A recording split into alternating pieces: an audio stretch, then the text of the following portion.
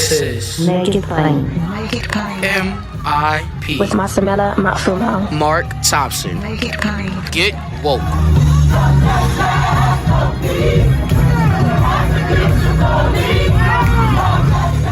Ladies and gentlemen, it's Thursday. You know what that means. Time for the person who founded the largest online progressive community to date, the person who has the largest and most successful polling firm and the most popular podcast. And I got a little news about that. I'm going to share something with you all about that in a minute. We know that actually DailyKos is the most downloaded podcast on Make It Plain. We know that. He's got his own podcast now, The Brief. Another thing, and he might find this interesting, everything in DailyKos, everything's orange. Markos is orange, where that's his color. But we have learned that what Spotify does, it does analytics. And the listeners to Make It Plain tend to listen most in terms of music consistently. There's a top 5, and there are 4 that change, but there's always one that doesn't change on Make It Plain. It's been going on for months. The listeners to Make It Plain mostly listen to Prince, and that never changes. So that's who you and I are attracting, Markos. So think about it. DailyKos is most downloaded podcast, even old ones, which is interesting because this is a dated show. I mean, we do it every week, so it's not always go back 3 weeks, and may not be that timely. But folks download stuff we talked about 2 or 3 weeks ago. I hope they know it's from 2 or 3 weeks ago. But it's flattering. But those people also are the people on Spotify who most often and most consistently and most frequently listen to Prince. That is interesting. Maybe we're like moving in that rock star category, man. Maybe. I don't know. I don't think I would have guessed that. I don't know what I would have guessed. Don't put me on the spot and ask, because I don't know. I don't know what I would have guessed. Probably a lot of boomers, older, maybe Bruce Springsteen, maybe Aretha. Well, I mean, it's a thin line, because think about it. Prince was big when I was in high school, and I'm 54. Okay. So, yeah. I mean, that's still not that young of a crowd, honestly. I don't see myself. Right. But still, folks in their 50s and younger, maybe 60. I mean, because I take it, Prince got big in the 80s, right? Mm-hmm. So people who were in college in the 80s, he was pretty crossover, right? I mean, he appealed to all demographics, I think. Yeah, but even more so now. Even more so. I mean you know how artists become even more popular in death, right? But he was avant-garde. He was crossover because he was really literally a cross between R&B and rock. Yeah, and he was his own. He was a prodigy. So we in that Prince category, man. And, all right, I don't hate it. That's I'll take it. Right. And Markos is even sporting a new hairstyle. His hair is longer. Looks great. No, well, this is I don't have pandemic to blame anymore. This is just pure laziness. I need to get. I don't like it. It looks good. It looks good. It's too much. I need a cut. It looks kind of Kennedy-ish. When I was in college, I had grunge hair, so it was. Oh, you did? down to my shoulders, and it was very curly because my hair is naturally curly. So. And then one day I was like, I can't take this anymore. And I shaved it all off. And I like it short now. Well, it looks good. So Marco's doing it. All right. The Brief. Oh, my God. Had Reverend Barber on this week. Congratulations on that. I want to start there just in terms of where he's from. So he's from North Carolina. Your reaction to this latest news and this Andrew Brown case, from a political point of view, I think that if you're suppressing voters and you're once again trying to convince people that these are just more justifiable police homicides, I think that mobilizes people and hopefully mobilizes them to the polls. I mean, I would hope so. We have important elections next year in North Carolina, both governor and a Senate seat, a critical Senate seat, because whether we can really do big things like DC statehood, and true justice reform, I think we're going to need to be able to bust that filibuster. We need to get past the cinema mansion roadblock. I'm not even talking about Republicans, right? Because that's next level roadblock.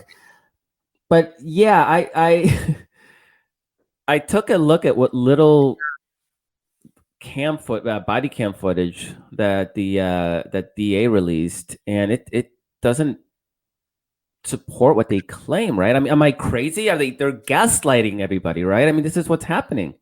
They're not only gaslighting everyone, but when you look at that footage, folks, you see someone backing away, obviously because he fears for his life. But even as he was in fear as a black man, because he knows America, he backs up and then turns, and he turns deliberately to avoid hitting the police officers while they are shooting him.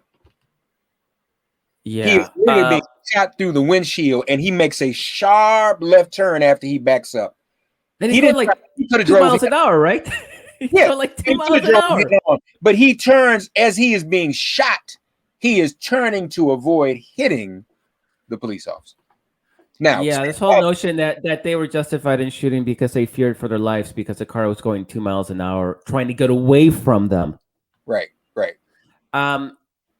Yeah, no, it's I mean, it's unbelievable. Again, I'm glad we have the Justice Department we have now, because hopefully we're going to see the federal government step in here and do what the state, at least that's local. I don't know. I mean, if there's a Democratic governor, he may decide to do something at that state level. But I mean, the feds have to get involved, and I mean, it's just more evidence every single day that we need real reform at the federal level, because we can't trust the states, and we definitely can't trust any individual police department. I mean, the notion that they were afraid for their lives is just laughable on its face. There was nothing there that was threatening to those cops.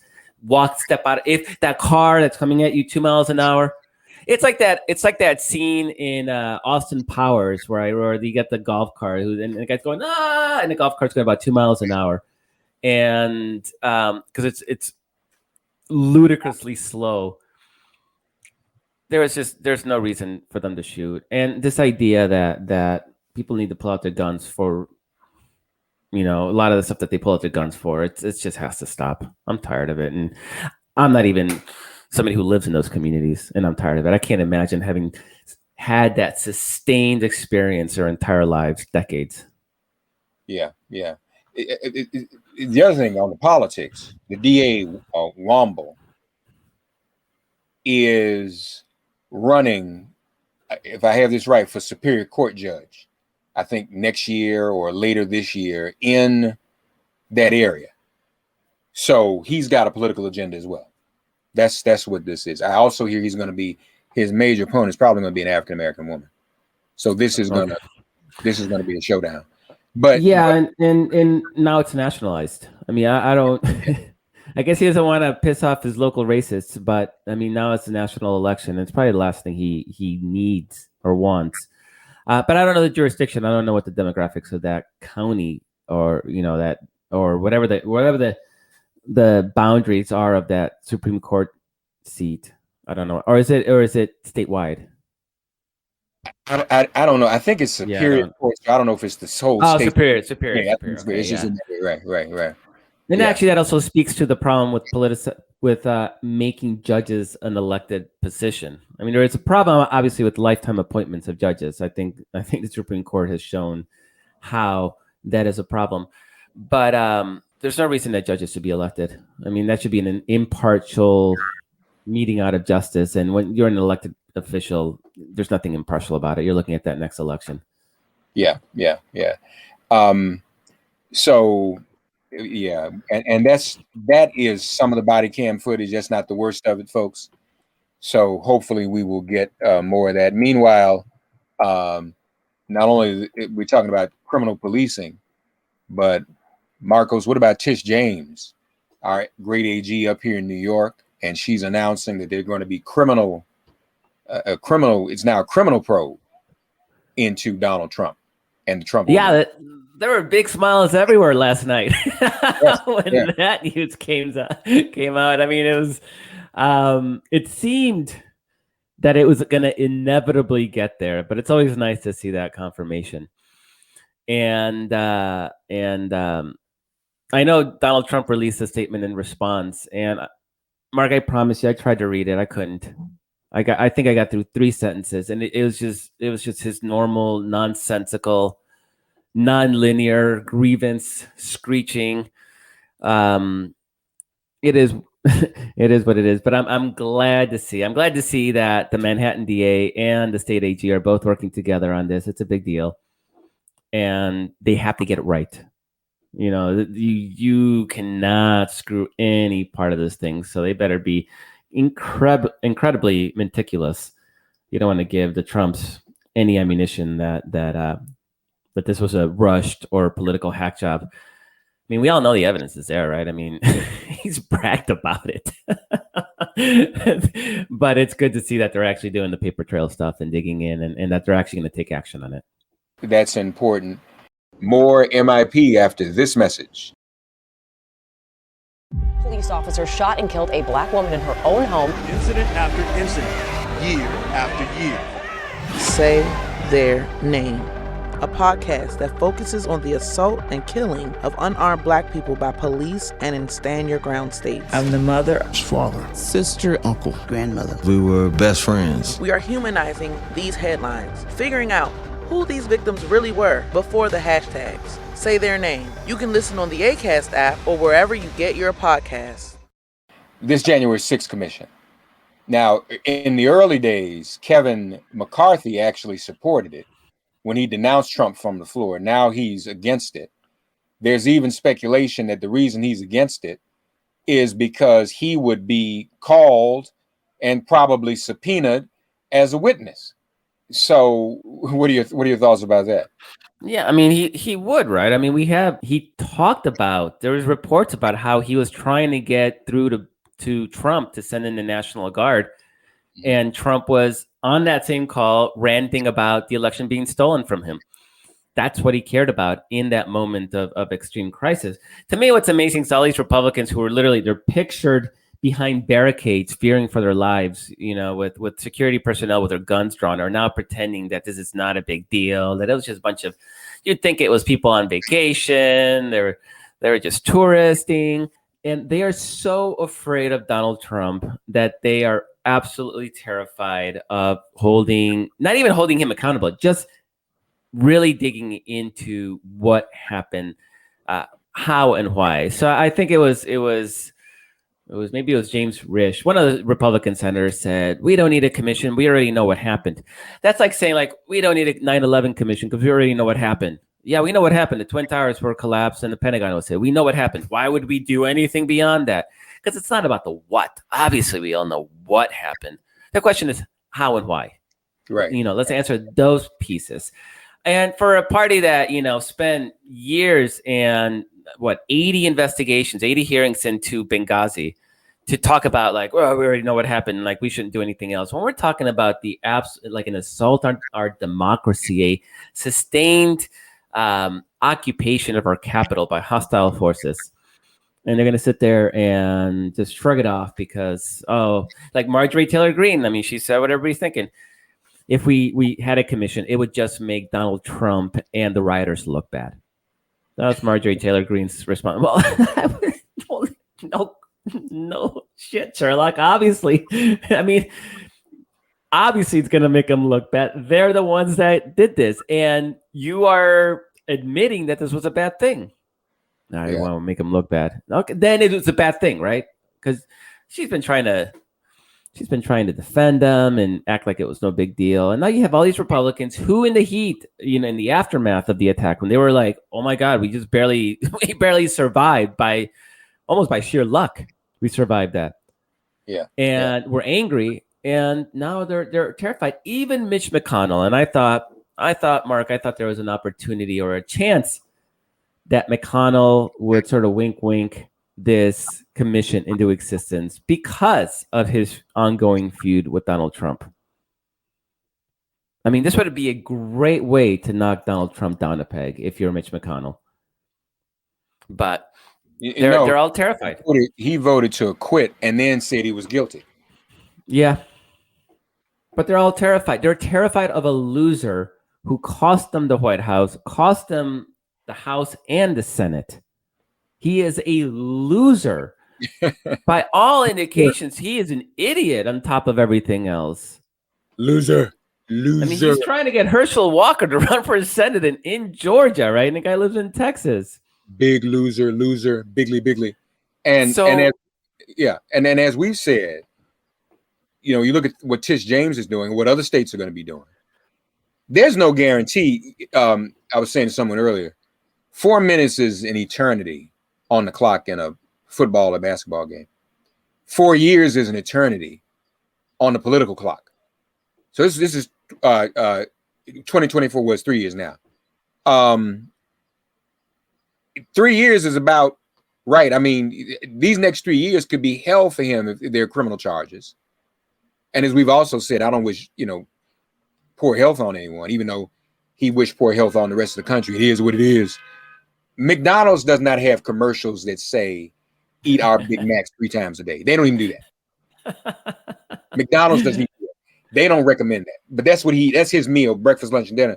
If you and I started that tomorrow, you and I both probably check out in about 3 years, if not sooner. So between that and the criminality and that, he's not going to be around in 2024. And then Liz Cheney says, which is interesting. I mean, she is the daughter of the evil emperor, as he declared himself, Darth Vader himself, the evil empire, saying that she's going to do everything in her power to make sure he never gets anywhere near the Oval Office again. Can she do that?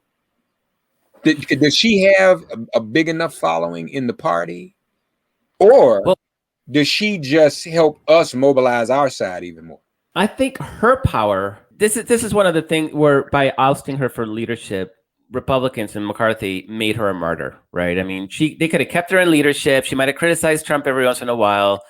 The people at Breitbart might have gotten upset, but nobody would have really paid attention or cared, right?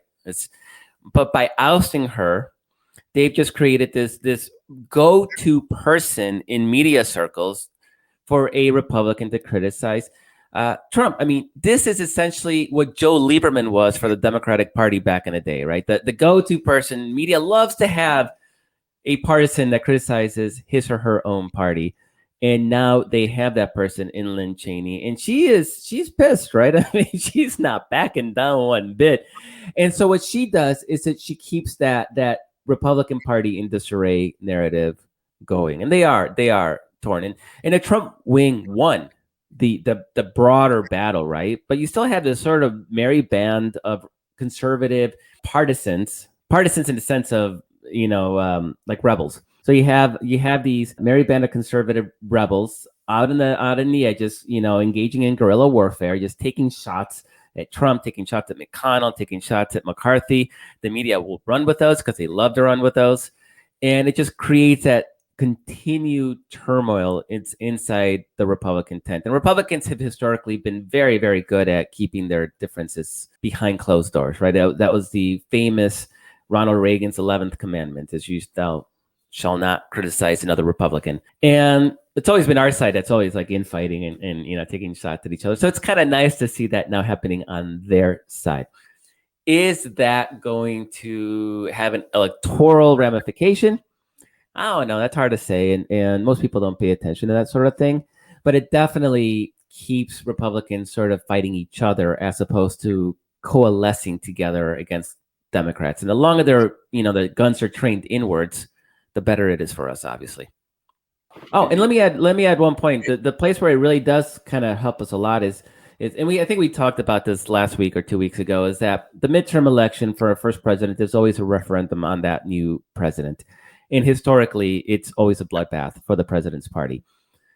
By making Donald Trump sort of the issue inside the Republican Party, like who supports him, who supports him more, who's an apostate and doesn't support Donald Trump, it's turning 2022 into another referendum on Donald Trump. And if that's the case, and Joe Biden, he's done a really good job of keeping, he's like under the radar for a president, it's actually kind of amazing how subdued his presidency has been from a presence standpoint. He hasn't trot out in front of the cameras all the time. His tweets are boring. Like he's very under the radar. If the issue in 2022 is Donald Trump, that helps us. And since Republican, their entire internal argument is who supports Donald Trump more, I think that helps turn 2022 into an election about Donald Trump once again, as opposed to a referendum on Biden. Yeah, no, I think that's good, and Democrats ought to keep it that way as a referendum on Trump. But I told you about Biden though. So let me try to. I've been describing him one day, but maybe there's maybe a more apt description of Joe Biden. How many of you have in your part of the country had Wonder Bread? Did you all have Wonder Bread in California? I was in Chicago. I grew up in Chicago. You know what Wonder Bread is? Yeah, it's where they strip out all nutritional value whatsoever, so all that's left is a sponge. Sweet sponge. but it's more just the sheer kind of plainness of it is just regular white bread. That's the genericness. It's just and that's Joe. And he kind of said this is what he wanted to be. And I don't get us wrong. We're not knocking it because that might be this moment is needed. And we've all agreed he's been far more progressive than any of us expected him to be. So, but he's Wonder Bread. And don't get me wrong, everybody loved Wonder Bread. It tasted good. It wasn't good for you once you ate it, but it was best bread in the world. And in Washington, D.C., the Wonder Bread factory was adjacent to Howard University. So when you were at school at Howard, that was a glorious smell. They smell that bread baking early every morning. So that's I think it's really important to stress that this is not a knock on Joe Biden. It's actually quite brilliant, in fact. And I don't know if it's by design. Because remember, Joe Biden's whole reputation as a politician historically has been the gaffe machine. It's right. That's right. Yeah, this says something. Yeah, and he was like one of these, you have somebody like Chuck Schumer's the same way, right? The most dangerous place to be in the world is between a camera and Chuck Schumer. Like Joe Biden was the same way, right? If there was a camera, he was going to get in front of that camera. And he's just old enough now. He doesn't care. He's president. Like he could chill. But there was a story in Politico that was actually really, really good. I think it was last week. Who knows with time? Time moves weird these days. But I think it was earlier this week, actually, where Republicans were conceding that their attacks on Joe Biden were not sticking and that they needed to try something new. And so what they were suggesting they were going to do is they were going to go after the squad and then say Joe Biden is controlled by the squad. So they're going to try to make 2022 about, black and brown women. So that seems to be the operating strategy because the old white guy, they just can't touch him.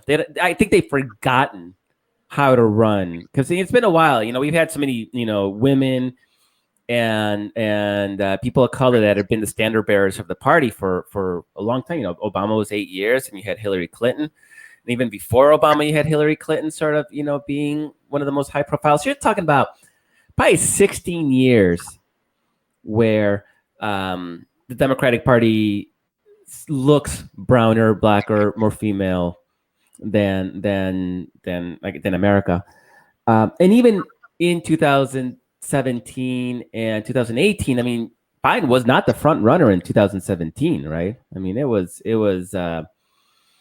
Elizabeth Warren had her turn, and Amy Klobuchar had her moment in the sun. So you had women sort of dominating. Oh, and Kamala Harris, of course.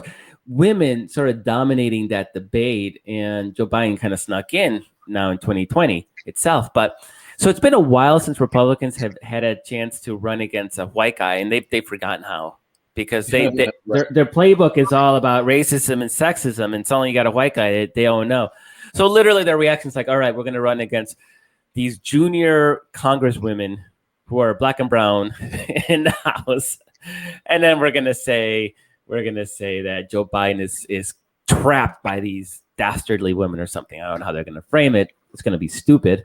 I don't know if it's going to work. But anytime, I mean, that's always good news. If they can't run against Joe Biden, while they themselves are still obsessing over Donald Trump, who's the most unpopular person in the country. That's okay for us. Yeah. More MIP after this message. But they make a mistake if they go after the squad, because they're still women.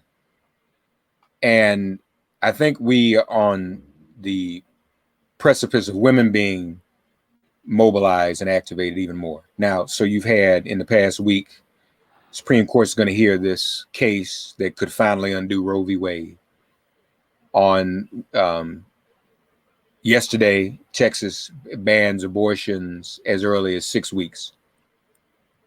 Women are not going to stand for that. Women are going to vote.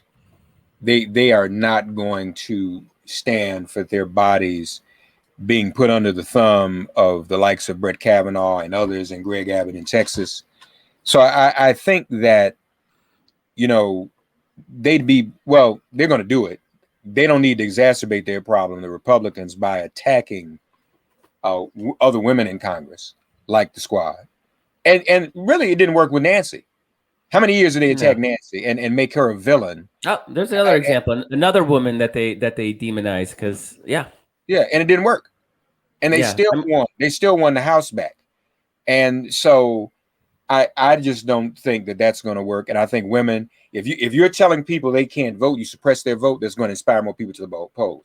If you tell women they can't have personal privacy and self-determination over their own bodies, that's going to inspire more women to the polls. And so I don't know what this party thinks mathematically it is going to be representing one teeny tiny demographic in this country, the white good old boys or whoever. I just don't see how they get anything from that, Markos. I don't see how they're successful. Yeah, you have Texas Republicans who are losing ground every cycle.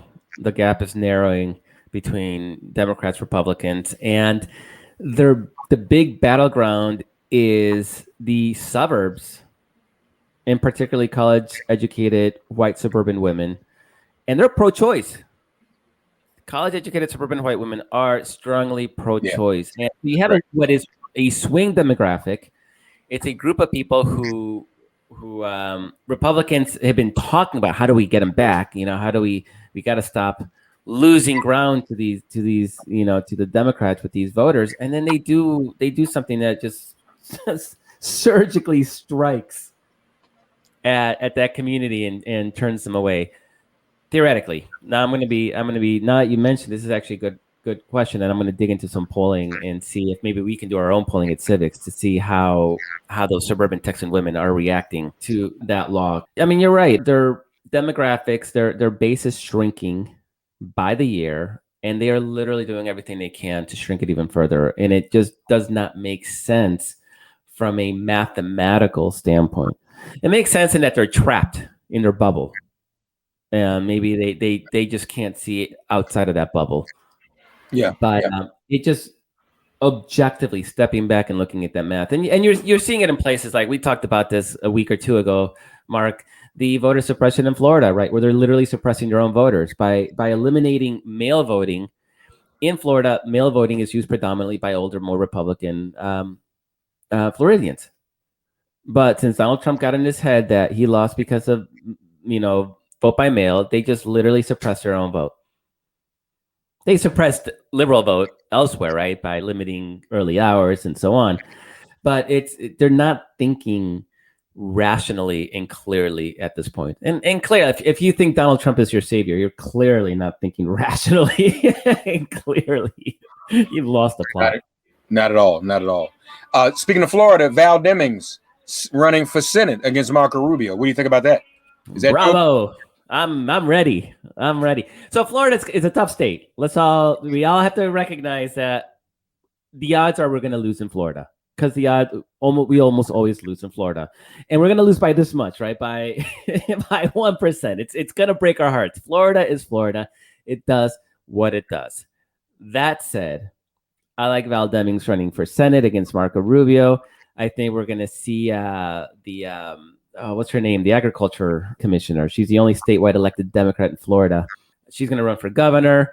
We're gonna have an all-woman top of the ticket. It's a strong ticket. Well, you know Charlie Crist is running too, though. Oh, forget Charlie Crist. Oh man, forget him. It would actually be really helpful for the Democrats to consolidate because they have a very late primary. And so I think it's like a September primary. So you only have about 2 months after the primary to, fundraise and recharge and refocus on the general election. There's going to be huge pressure for consolidation to get behind whoever seems to be getting the most traction early on. Val Demings is freaking awesome. I mean, I can't wait to send my first donation to her. So it's going to be expensive. It's going to be tough. Florida's Florida. It's always going to Florida. It's always going to break our hearts. But every once in a while, it comes through, and we got to fight to make that make 2022 the year that it comes through. But so before we go, let's just go to the third rail. Then this is Florida and what is taking place in the Middle East right now. And it is always Democratic establishment, even though I'm not crazy about that word, but the mainliners, I'll say that, are loath to criticize Israel because they know that most Jewish people in America vote Democratic. But, that causes some tension because right now what people are witnessing, I mean, even Ossoff is saying this isn't right. There needs to be a ceasefire. Somehow Biden says he's for a ceasefire, but his UN diplomatic corps is vetoing the UN Security Council from passing a resolution calling for a ceasefire. And then that goes back to your point in Florida. It makes you nervous because Florida does break our hearts. And right now, here's an issue that could cause Democrats a problem in Florida. You have to take a moral position, but you run the risk of losing that electorate in that state. So, I mean, and you are share the party, so you have to have an answer. I gotta say, I grew up in the middle of a civil war, right? So I was living in El Salvador during that civil war as a child. My experience with war and conflict is that there's not going to be peace until both sides want peace. And in the Middle East, you have a situation where for the last 3,000 years, they don't want peace.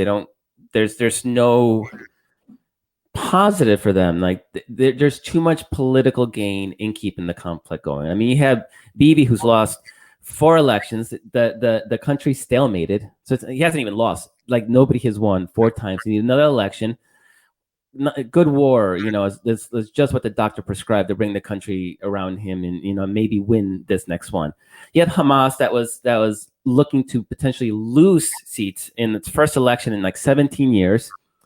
And what better way to rally support around them than to start a war, right? So both sides are benefiting from keeping this conflict going, which is why nobody's interested in a ceasefire. I mean, you have diplomats that are working both angles. Nobody's interested in a ceasefire. They are loving it. Both sides are loving it. You have Hamas, somebody that refuses to recognize Israel's right to exist. I don't know how you negotiate with an entity that says, I don't think you have a right to exist. On the other hand, you have the big power disparity, obviously, and you have this system where Palestine is blockaded. I look at this from both sides, and I don't see any winners. I see a bunch of losers. Not losers in the Donald Trump sense, losers in that they're pawns. The Arab world, there's a reason that these Palestinian refugees aren't allowed to go into Jordan or Egypt or the Gulf states, which have all the money, all the wealth in the world. It's because they love having this festering wound next to Israel. It actually benefits the Arab world to have Israel face international scrutiny. So you have that component. I look at all the players and I don't see any clean hands. I just, everybody is, and of course we know the history of the region, right? Anybody try to do peace, they get shot and assassinated. It's just an ugly situation. Now I get the power disparity. I understand the affinity that a lot of our own communities have with Palestinians as far as feeling like, oppressed, and that power disparity is legit. On the other hand, Israel exists because 6 million people were murdered by Nazi Germany, and this was a historic homeland for them as well. They've been fighting over it for millennia, but this was also a historic homeland for Jews back to the Roman times. And so, to me, there has to be an acknowledgement. The problem I see with this conflict has always been everybody's black and white. Israel bad, Palestine good, or Palestine good, Israel is bad. But if you're Jewish and you're being asked to negotiate with somebody who says you don't have a right to exist and I want to exterminate you, I mean, that's a hard sell. I think for anybody, that's a hard sell. And so it seemed that Palestinians were getting tired of Hamas, and there was a chance that the economic disparity, the economic distress would overcome sort of this political, desire for war with Israel. But that's all out the window now. I mean, Bibi doesn't care. Like, he just empowered Hamas, and Hamas just empowered Bibi. And war is good for those factions. That's the problem. Never-ending cycle. Indeed. Yeah, seemingly no end in sight. Folks, check out The Brief every week. You can also watch it on YouTube or download it as a podcast. Check out DailyKos. Check out Civiqs with a Q as well. He is mastering all of those things. Markos Moulitsas is always our guest every Thursday here on DailyKos. And we Thank you so much, Mark. And so exciting to be vaccinated and being able to walk outside without a mask, and pretty soon being able to go inside without a mask. It's all happening. So I'm hoping. You think that's good guidance for people to stop wearing masks so soon, even though we don't know everyone who is vaccinated?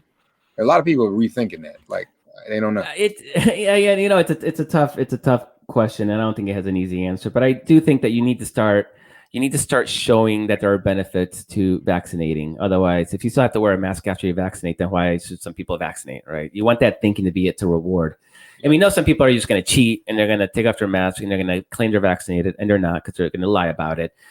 I know that I'm vaccinated. I know that my family's vaccinated.